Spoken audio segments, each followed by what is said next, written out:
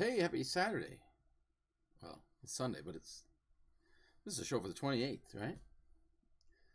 God's little devotional book. But really, it's Sunday. I'm just a day behind. It was nice. There was a fellow at church. Somebody brought a kid with him.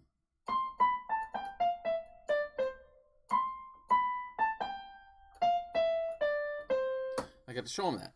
And maybe he'll end up being a piano player or something, because I could tell it sparked this interest. But his mom beckoned his leaving, so I told him, we'll come back. Tell her you want to come back to church next Sunday, and I'll show you some more.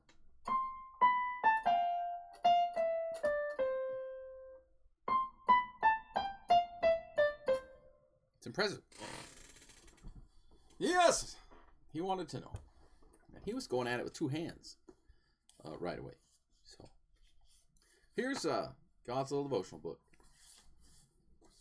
Let's see, page 68, which I don't know if that has any significance, but although the tongue weighs very little, few people are able to hold it. Even so, the tongue is a little member, boasteth great things. Behold, how great a matter a little fire kindleth.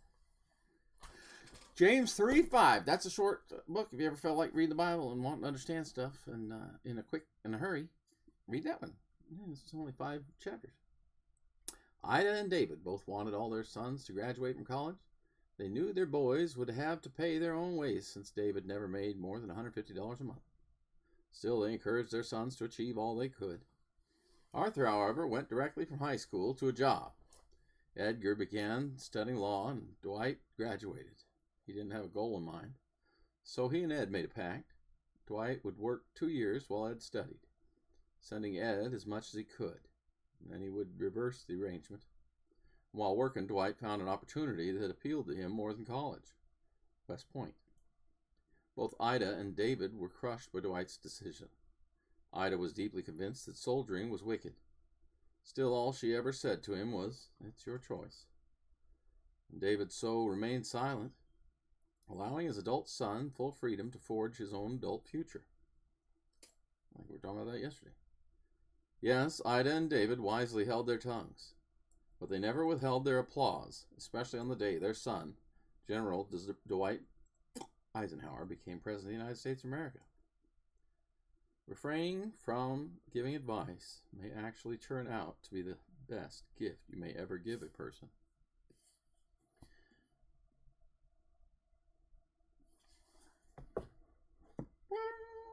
At the name of Jesus, at the name of Jesus.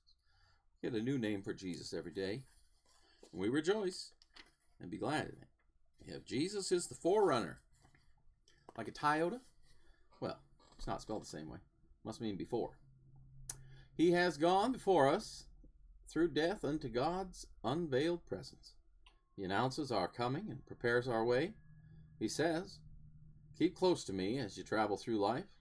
I know the dangerous pitfalls and the position of your enemies. Together we will go safely through into eternal glory."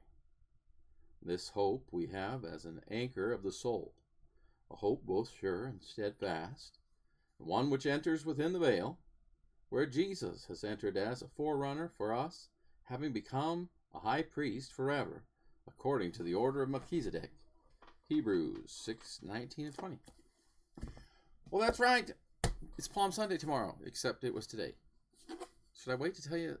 It's weird being a day behind, you know. I struggled with this many times, recording things that aren't live or whatever. My wife told me go ahead and read anyway. People don't just hit record and then send it on its way. They collect videos and put them all together. Don't worry about it. Thank you for your support. Springs in the Valley for March 29th. It is 2026 if anybody's curious. He is faithful that promised. Hebrews 10:23.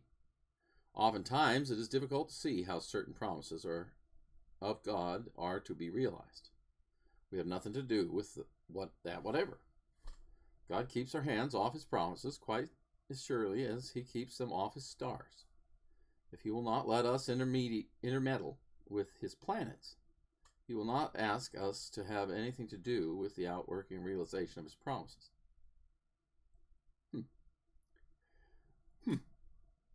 He asks that their fulfillment be left to him, and afterwards he will challenge our own life as the witness and answer, confirmation of all that is gracious and all that is sure in the outworking of his words of promise.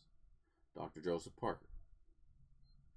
The one who rolls the stars along speaks all promises. Trust the untraceable ways of God and remember that these are parts of his ways. In thy strong arms I lay me down, so shall the work be done. For who can work so wondrously as the Almighty One? Anywho, today is actually Sunday, and I'm behind today, and we had the Singsparation at church, at our church, and that, my wife said that was her favorite little church episode we've ever had. And then I went on with Ron, the guy that was leading the service. I learned today he was in the Navy. He's a trumpet player. And he played his trumpet today in service, and he often does. But then we went on to the Elms and had a Singsparation, but he called it Jubilee. He said same thing, but it is Jubilee Sunday, 5th Sunday of the month, even though this show's for Saturday. Nobody's gonna know once the video's up and everything, it doesn't matter. Well, he had also at the Elms, and then the Elms is a place for, like, it's a residence, like a big apartment building, but with workers and a restaurant and like somebody who can come and help you right there. Not sure how. Assisted living, but not a lot of assistance, I don't think. Like, it's not a care facility. But then after that, we went to a place called, I've been there once or twice with him.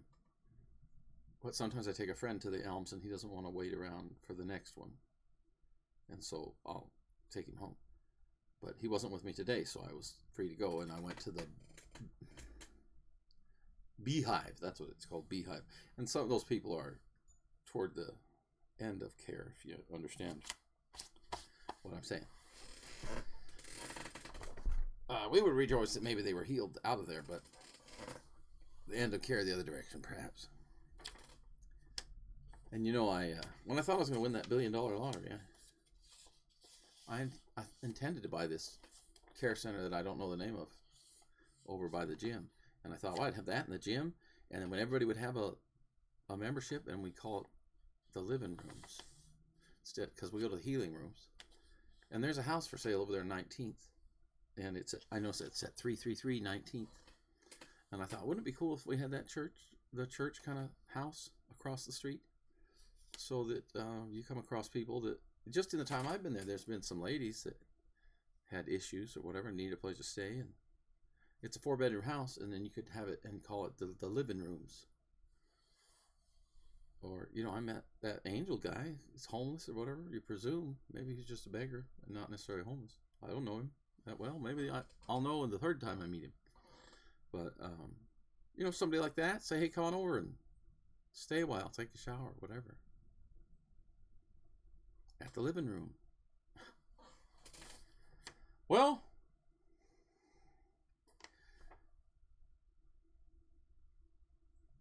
so not only during the Singsparation, later at the Elms, it was a different set of songs. It's a different, what would you call that? Oh, bird! Bird sitting on a tree right out my window, right there, just sitting there. Oh. So, yeah, different program for the Elms and the Beehive than we had at CPC this morning. And Ron had written what he called a drama, and I guess it wasn't like a play we didn't act out, but we had characters, like it was about Gethsemane and the cross, because being Palm Sunday, and then also Easter service, because they put them into one because they're not going to have actual next week.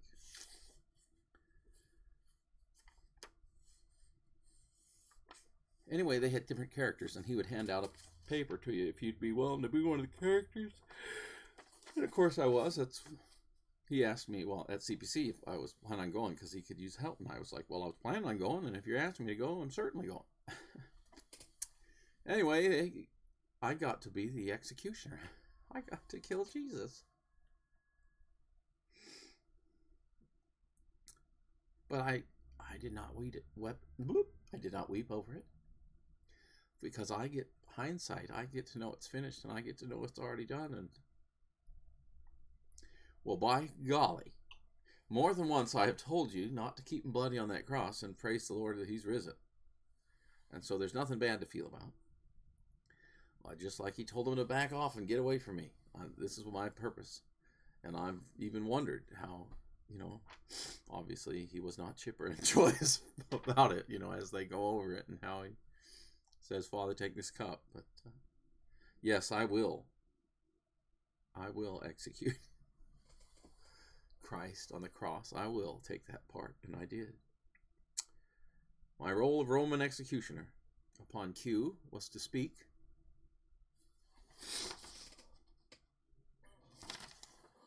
I was the one just doing my job, holding a hammer in one hand and a cruel spike in the other, nailing another criminal to the cross, son of some father and some mother. Made no difference to me who the perpetrator was. I've done this 100 times or more. My task would soon be complete, and then I could go home and forget the gore. Yes, I was the one. So each character would start and end with I was the one. And they had all the way back to it didn't say who it was. It was Peter or James or John at Gethsemane, where Jesus asked for them to stay up with him, and they failed him. And that's the ones I was weeping through. I didn't have a tear or anything of it other than excitement, and I had a good character of apathy and cool Roman dude as I read my lines. But I wept during the other ones because I thought, you can't even stay awake with the guy. He said, I'm so sickly afraid to the point of death. And just wait up with me. And 3 times he come back and find him sleeping, right? Well, those are the fellows I was weeping for, because I was weeping for being one of those guys. But I thought about it, and I thought, you know what? This character, the old Roman assassin, executioner, is this fella not like the priest in the Old Testament? They're doing the sacrifice, and you give the sacrificial ram to the priest, and he'd take care of it for you, right? Well, I've never liked the blood in reading it, and you've been with me, you see me not liking it. This is an honor to be the final priest sacrificer, even though it's in a different manner than that. But you got to execute the final sacrifice. Jesus. So in retrospect, it's a place of honor. Part of the plan. Part of God's plan before creation was for this, huh? So I kept the paper. And we'll hang it here under Jonah. Right there. Because, I'll kill Jesus. Because he's only giving himself up. Nobody really killed Jesus. And somebody's got to do it. And if your minds are also clouded, you can't see to rejoice. I'm going to give him a high five as you hammered that in there. Okay, well, we probably don't have to go that far, but you get it. You get my point. It's God's plan, and you're part of it. That if you're going to have honorable positions, I guess that's a position to be remembered.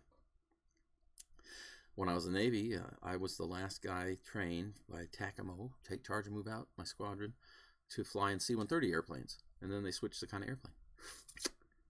And so, I got the honor of being the last one of those. This is the last sacrifice. I mean, sure, maybe they continue doing it wrongfully. And they'll probably do it again with these red heifers they're planning on doing. Because they don't understand. They can't seem to read. I really don't get it. But then it's because the Holy Spirit comes into me and just explains it to me. When we read the Bible. Apparently he's not in with them, reading with them. Because they don't get it. They could sit there and read it and not get it. And of course, maybe they're not reading it. I'm not here for that part. I'm about to read it to you now. And since I do have the gifts of the Holy Spirit in me, well, we'll enjoy reading it. Another man with the Holy Spirit, says F. Leggard Smith, rearranges chronologically for us. He offers his commentary on Saul being appointed king. Although Israel is soon to have a king, the scriptures make it clear that God will have a hand in choosing the kings and in regulating their conduct. Unlike other kings, Israel's king will not rule by their own power. The first king, like so many of the leaders of God's people, would seem to be a rather unlikely choice due to serious flaws in his character. In fact, he is one of the tribe of Benjamin.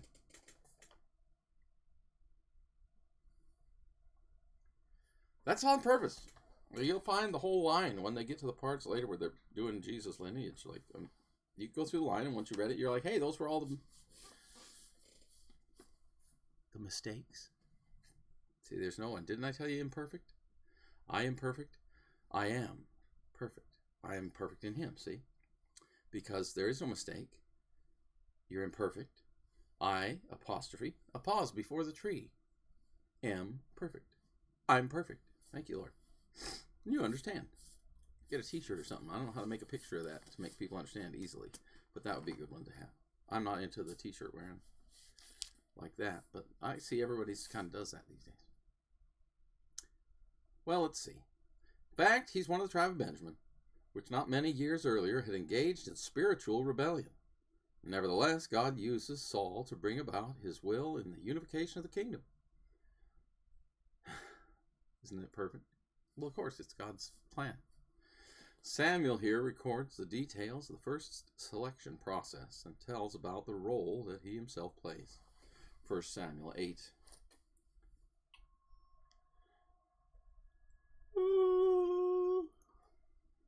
When Samuel grew old, he appointed his sons as judges for Israel.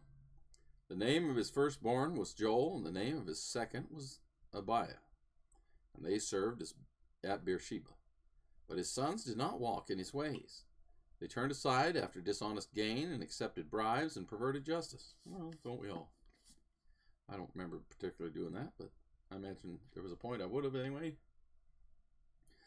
So all the elders of Israel gathered together, and I don't know if I would have though, really, and came to Samuel at Ramah, and they said to him, "You are old, and your sons do not walk in your ways. Now appoint a king to lead, such as all the other nations have." But when they said, "Give us a king to lead us," this displeased Samuel.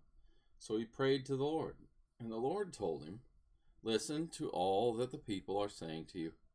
It is not you they have rejected, but they have rejected me as their king, as they have done from the day I brought them up out of Egypt until this day, forsaking me and serving other gods. So they're doing to you. Now listen to them, but warn them solemnly. Let them know what the king who will reign over them will do." Samuel told all the words of the Lord to the people who were asking him for a king.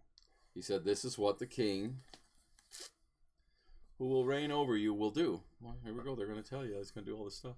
"He'll take your sons and make them serve with his chariots and horses, and they will run in front of his chariots. Some he will assign to be commanders of thousands and commanders of 50s, and others to plow his ground and reap his harvest, and still others to make weapons of war and equipment for his chariots. He will take your daughters to be perfumers and cooks and bakers. He will take the best of your fields and vineyards and olive groves and give them to his attendants. And he will take a tenth of your grain and of your vintage and give it to his officials and attendants. Your men servants and maid servants and the best of your cattle and donkeys he will take for his own use. He will take a tenth of your flocks, and you yourselves will become his slaves. When that day comes, you will cry out for relief from the king you have chosen. And the Lord will not answer you in that day." But the people refused to listen to Samuel. "No," they said, "we want a king over us, and then we will be like all the other nations, with a king to lead us and to go out before us and fight our battles." When Samuel heard all that people said, he repeated it before the Lord. The Lord answered, "Listen to them and give them a king." And then Samuel said to the men of Israel, "Everyone go back to his town." There was a Benjamite man of standing, whose name was Kish, son of Abiel. the son of Zeor, and the son of Bechorath, the son of Aphiah of Benjamin. He had a son named Saul, an impressive young man without equal among the Israelites, a head taller than any of the others. And the donkeys belonging to Saul's father Kish were lost. Kish said to his son Saul, "Take one of the servants with you and go and look for the donkeys." And so he passed through the hill country of Ephraim and through the area around Shalisha. How do you like it? Do you like Salisha or Cilicia? Salisha, probably. But they did not find him. Donkeys. They went into the district of Shalem, but the donkeys were not there. And then he passed through the territory of Benjamin, but they did not find them. And when they reached the district of Zuph, Saul said to the servant who was with him, "Come, let's go back, or my father will stop thinking about the donkeys and start worrying about us." The servant replied, "Look in this town. There is a man of God. He is highly respected, and everything he says comes true. Let's go there now. Perhaps he will tell us." Oh, yeah, maybe he'll tell us where the donkeys went. I just have a feeling of picking it up. Perhaps he'll tell us the way to take. And Saul said to his servant, "If we go, what can we give the man? The food in our sacks is gone. We have no gift to take the man of God. What do we have?" And the servant answered him again. "Look," he said, "I have a quarter of a shekel of silver. I'll give it to the man of God so that he will tell us what way to take. Formerly in Israel, if a man went to inquire of God, he would say, 'Come, let us go to the seer,' because the prophet of today used to be called a seer." "Good," Saul said to his servant, "come and let's go." And so they set out for the town where the man of God was. As they were going up the hill to the town, they met some girls coming out to draw water, and they asked them, "Is the seer here?" "He is," they answered. "He's ahead of you. Hurry now. He has just come to our town today, where the people have a sacrifice at the high place. As soon as you enter town, you'll find him before he goes up to the high place to eat. The people will not begin eating until he comes, because he must bless the sacrifice afterward. Those who are invited will eat. Go up now. You should find him about this time." They went up to the town, and as they were entering it, there was Samuel coming toward them on his way up to the high place. The day before Saul came, the Lord had revealed this to Samuel. "But this time tomorrow I will send you a man from the land of Benjamin." I love it. The Lord does this in the book, and I love it. How about that? "I'm going to send a dude, and here he'll come. Ooh, I'm going to send a son. Ooh.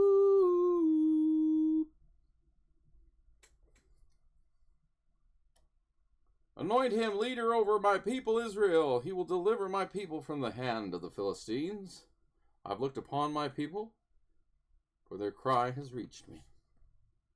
When Sam caught sight of Saul, the Lord said to him, "This is the man I spoke to you about. He will govern my people." Saul approached Samuel in the gateway and asked, "Would you please tell me where the seer's house is?" "I am the seer," Samuel replied. "Go up ahead of me to the high place, for today you are to eat with me. In the morning, I'll let you go and tell you all that's in your heart. As for the donkeys you lost 3 days ago, do not worry about them. They've been found. And to whom is all the desire of Israel turned? If not to you and all your father's family?" And Saul answered, "But I am not a Benjamite from the small... I am not a Benjamite from the smallest tribe of Israel, and is not my clan the least of the... Oh, am I not? Not I am. Is not my clan the least of all the clans of the tribe of Benjamin? The least to the most, and the most to the least, something like that, right? That's a recurring thing, isn't it? Why do you say such a thing to me? I'm a nobody." Then Samuel brought Saul and his servant into the hall, and seated them at the head of those who were invited, about 30 in number. Samuel said to the cook, Bring the piece of meat I gave you, the one I told you to lay aside. And so the cook took up the leg with what was on it and set it in front of Saul. Samuel said, Here is what has been kept for you. Eat, because it was set aside for you for this occasion from the time I said, I've invited guests. And Saul dined with Samuel that day. After they came down from the high place to the town, Samuel talked with Saul on the roof of his house. They rose about daybreak, and Samuel called to Saul on the roof. On the roof. Do you say roof or roof? Roof. Roof.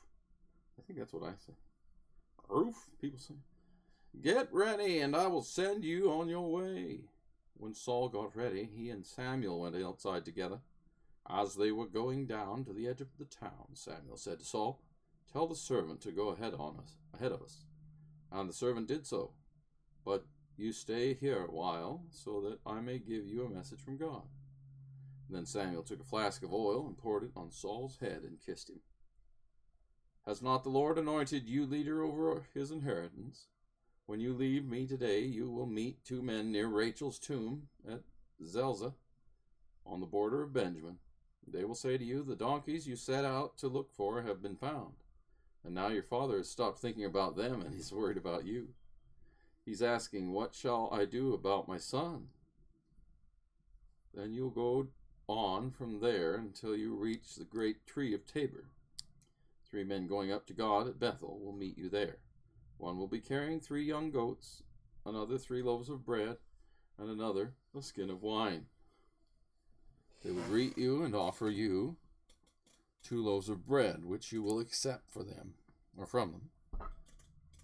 And after that, you'll go to Gibeah of God. Gibeah of God. Where there is a Philistine outpost. And as you approach the town, you'll meet a procession of prophets coming down from the high place with lyres and tambourines and flutes and harps played before them. They'll be prophesying. The Spirit of the Lord will come upon you in power. You will prophesy with them. You will be changed into a different person.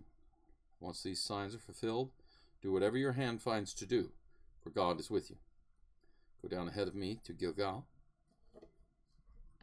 I will surely come down to you to sacrifice burnt offerings and fellowship offerings. But you must wait 7 days until I come to you and tell you that what you are to do. You know, I stumble there because it's like, once these signs are fulfilled, do whatever your hands finds to do, because for God is with you. And isn't he with us? I'm speaking backwards. God is with you. You are in him, and he in you. And you are highly favored. Well, a man who lived there answered. Or did I skip something?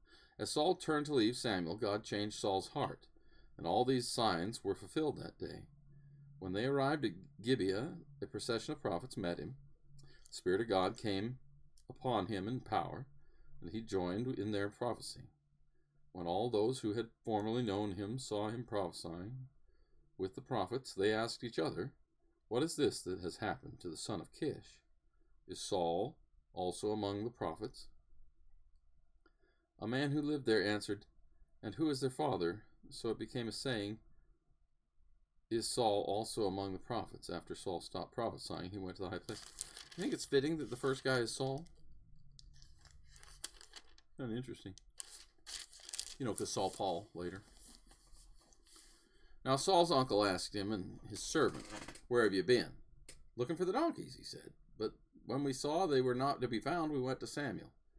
Saul's uncle said, Tell me what Samuel said to you. And Saul replied, He assured us that the donkeys had been found, but he did not tell his uncle what Samuel had said about the kingship. Samuel summoned the people of Israel to the Lord at Mizpah and said to them, This is what the Lord, the God of Israel, says. I brought Israel up out of Egypt, and I delivered you from the power of Egypt and all the kingdoms that oppressed you. But you have now rejected your God, who saves you out of all your calamities and distresses. You've said, No, set a king over us. And so now present yourselves before the Lord by your tribes and clans. When Samuel brought all the tribes in Israel near, the tribe of Benjamin was chosen. Then he brought forward the tribe of Benjamin, clan by clan. Matri's clan was chosen. Finally Saul, son of Kish, was chosen. But when they looked for him, he was not to be found. So they inquired further of the Lord, "Has the man come here yet?" And the Lord said, "Yes, he's hidden himself among the baggage." They ran and brought him out, and as he stood among the people, he was a head taller than any of the others. Samuel said to all the people, "Do you see the man the Lord has chosen? There is no one like him among all the people." And the people shouted, "Long live the king." Samuel explained to the people the regulations of kingship. He wrote them down on a scroll and deposited it before the Lord. And Samuel dismissed the people, each of his own home. Saul also went to his home in Gibeah, accompanied by valiant men whose hearts God had touched. Some troublemakers said, "How can this fellow save us?" They despised him and brought him no gifts, but kept Saul silent. Saved you from what? Were you being persecuted or something?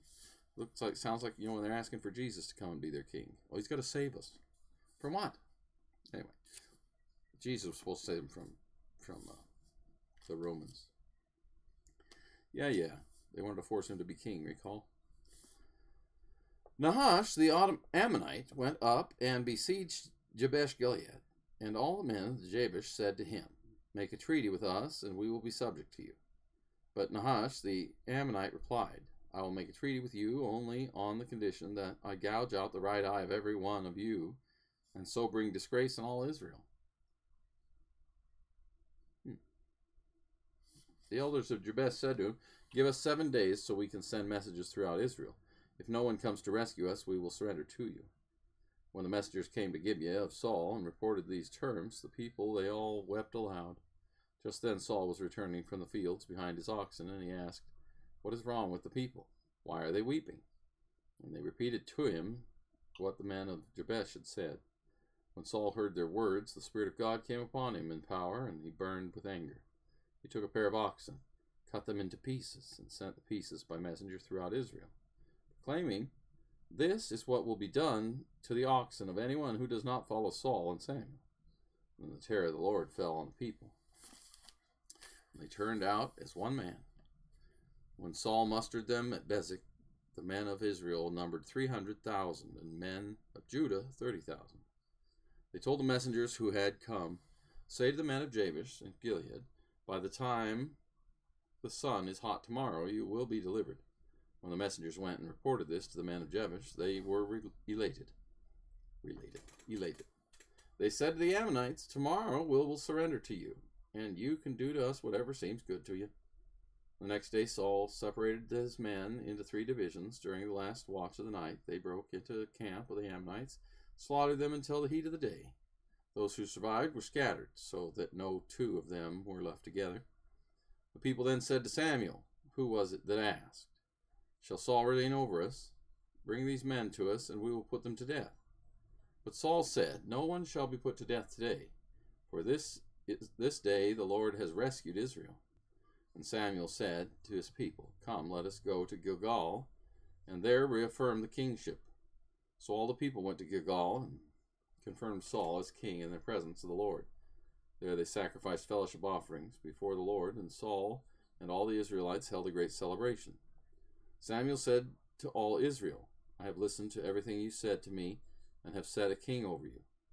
Now you have a king as your leader. As for me, I am old and gray, and my sons are here with you. I have been your leader from my youth until this day. Here I stand. Testify against me in the presence of the Lord and his anointed. Whose ox have I taken? Whose donkey have I taken? Whom have I cheated? Whom have I oppressed? From whose hand have I accepted a bribe to make me shut my eyes?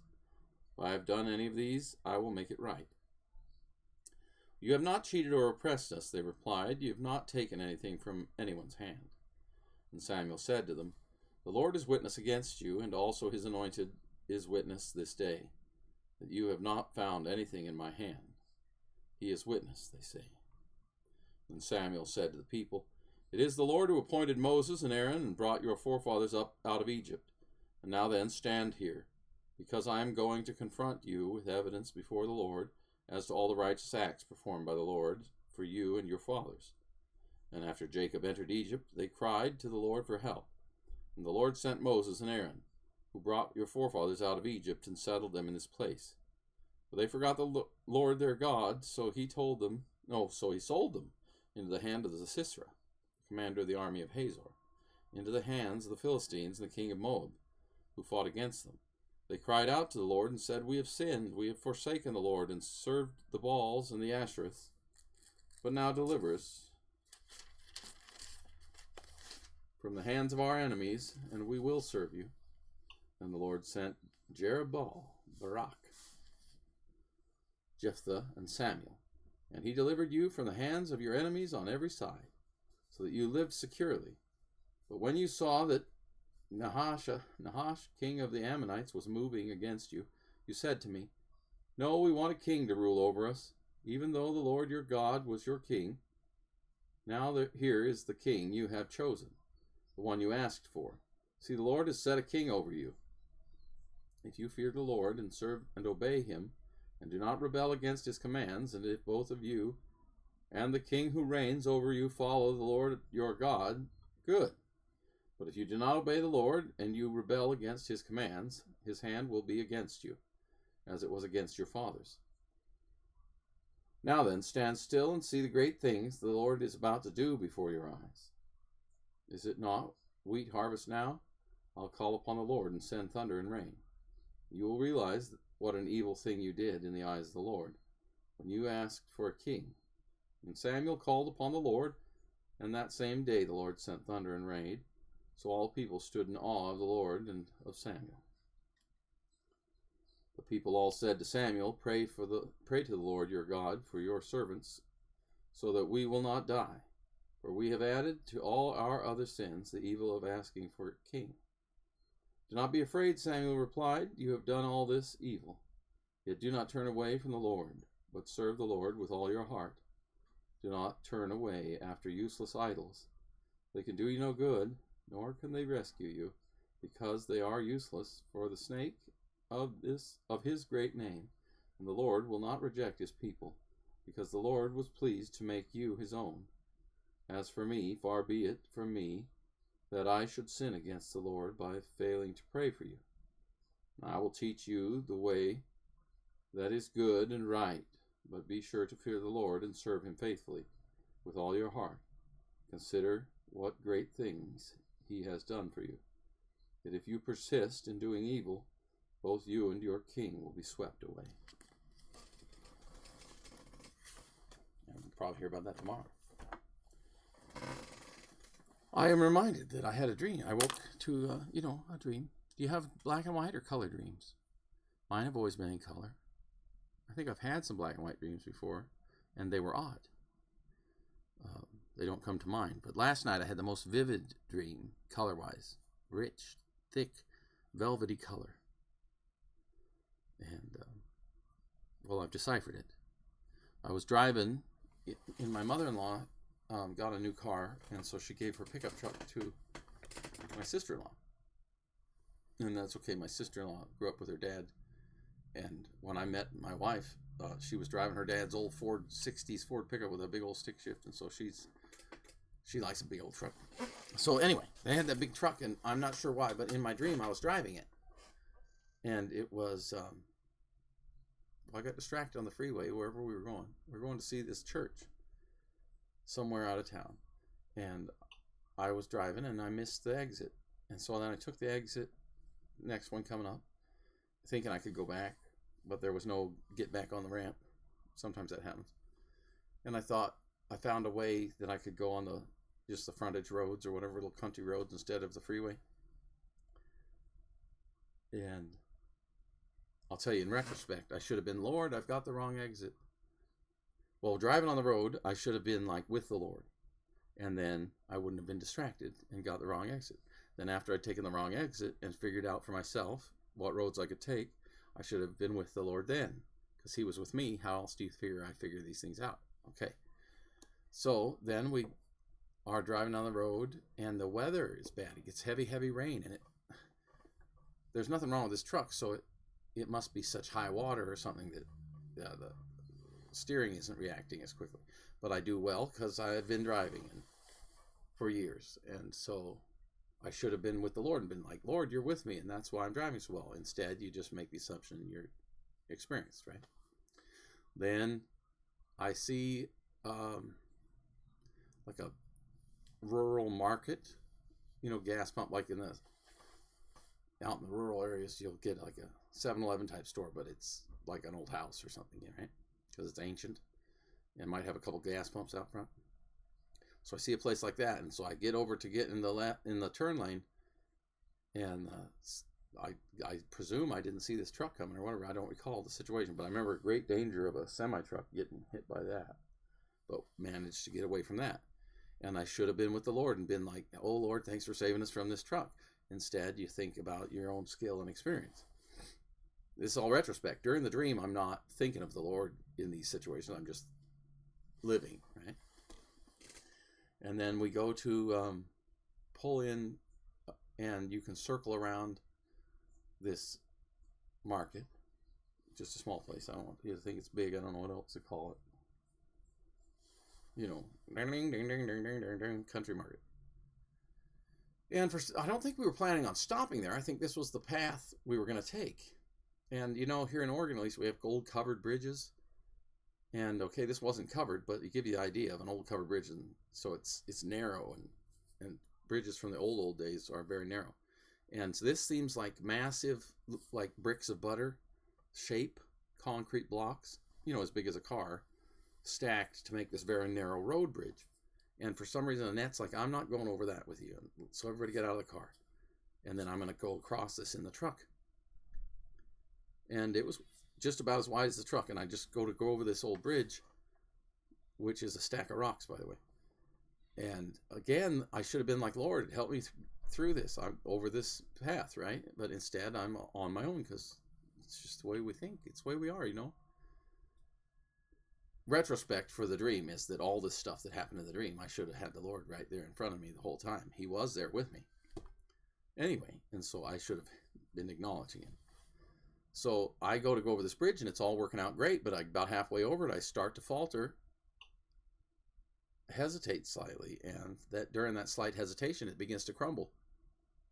And then I'm like, oh, Lord, save me, not the truck, because I don't want to wreck my sister-in-law's new truck, And then it becomes about this big, like a big model or something. I can see outside of it. And like the Lord grabs the truck and picks it up and moves it onto the ground. And the rocks crumble away. And then I end up going into the mini market with the family. And the person is Jim from the healing rooms. But it's not necessarily him. But, the person in my dream, the body looks like him and everything. But it's not as if it's him, if you get my point. And he's like, oh, yeah, the old bridge. You can go around. They have a new one around the other side of the building or whatever now. But a lot of people get stuck on that or whatever. And he was amused by it. And he's like, I can take you to that old church and show you where it is. And so, without driving or anything, we end up following him on foot somehow to this church we're going to. And it's not like anything I would imagine a church was. And as we go in a great hallway, there are many rooms. And I look in one room, and it looks like a Las Vegas showgirls kind of an outfit. But like Indians, American Indians. So if you remember, Cher did some kind of Indian song. And she had a big headdress on and everything. So imagine a bunch of ladies like that dancing. And I'm like, well, that's church? And we kept down the hallway. And then there was more traditional looking pews, kind of a church going on. And by the time we got down to the end of the hallway, there was my grandmother's old couch. It was kind of a green, gold, yellow, velvety looking couch. It was long, and I recognized it. And it was just Annette and I. And I said, oh, there's Granny's couch. And we sat down with some pillows on it. And then it instantly switched to we had been asleep, and as if it was as big as a pull-out bed. And we had blankets that would be like fake animal skin, and there was animals everywhere. I forgot to mention that. There was a lot of animals.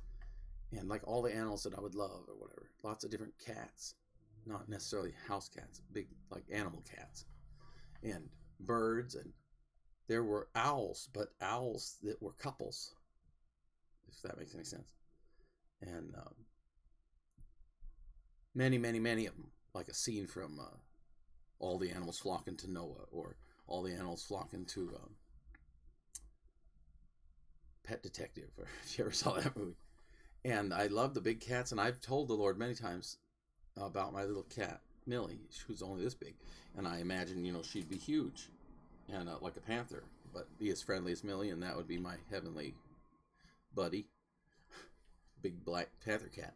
So there's Jim, the flesh of Jim, but not his head, his personality. It's not Jim, the guy from Healing Rooms, but it looks like him. And he's coming to lay down in the bed, and I'm thinking, what's he going to do? Why is he going to... I felt danger or whatever.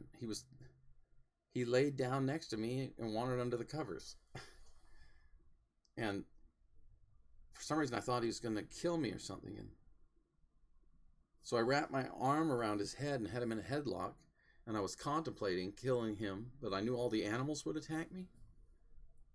And he became the panther that I wanted in my dream. Like my idea of heaven, I would have a big panther that was my friend. And it became that. And then all the animals started to attack me. And I thought I woke up, but I didn't wake up. Or I did wake up, but I rolled over and went back to sleep right away. It's kind of how that goes.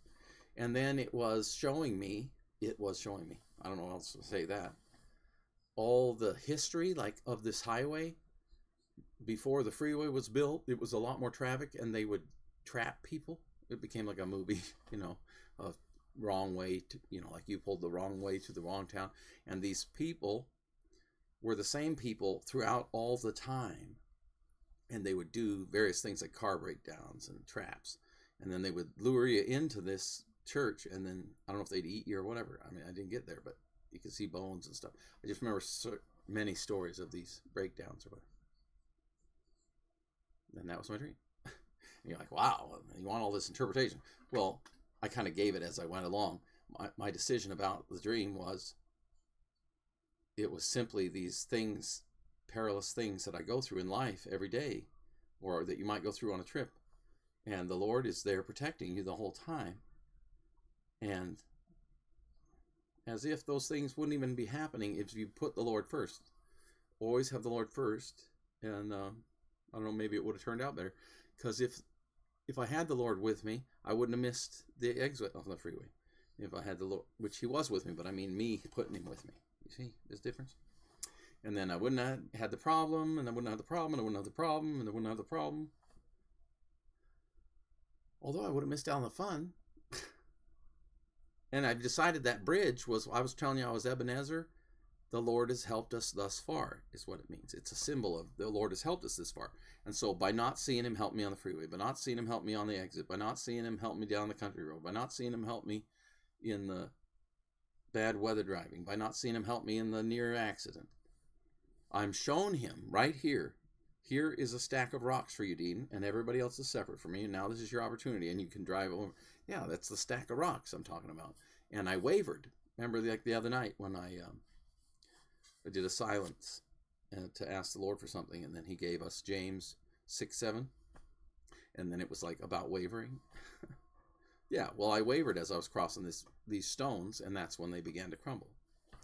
So to me, it's just saying, hello, we love you, and have a beautiful dream of everything you ever dreamed of, but watch it fall away because you don't put the Lord first. Because here goes my crumbling rocks. Inside the church, the show churches of the type that have them, I'd imagine the showgirls church room is like symbolic of that kind of church that's just all about show and song and dance. And then I saw the more traditional church thing on the right, but then what I got was just simply the couch of my grandmother and comfort and all the beautiful animals to hug, and kind of like you might have been in the garden or something. And then when I was in the garden, because I still didn't have the Lord ahead of me, suspicious creature that could transmutate between man and creature is there, and it never actually threatened me. I just had the feeling of it. And then I decided to kill. And when I decided to kill, it transmutated into exactly what I had wanted, which was the big panther cat to be my friend. So it felt like a mistake, is what I'm saying. And so if at all those times, if I had the Lord before me instead of chasing after me, it would have been better for me. And I assume the Lord would like it better, but he probably loves us either way. That was my interpretation of that dream. Remember, all these things are happening, and he is with you. But keep him up there ahead of you, and maybe it'll turn out a little different. Guess that's that. Don't know what else I would say about it, but it was more colorful than any dream, and all those animals were so beautiful. Boy, that was a nice place to be. And I want a big hug from that kitty. Could you imagine having a panther that just wanted to give you hugs? And it wasn't like, it's scary, like we are like if a panther wanted to give you a big hug. Yeah, just the personality of my cat, Millie. But huge. Well, that was the dream. Look forward to having more dreams tonight. Try and remember the Lord ahead of me. That's what he asks us to do. And thank him for the messages.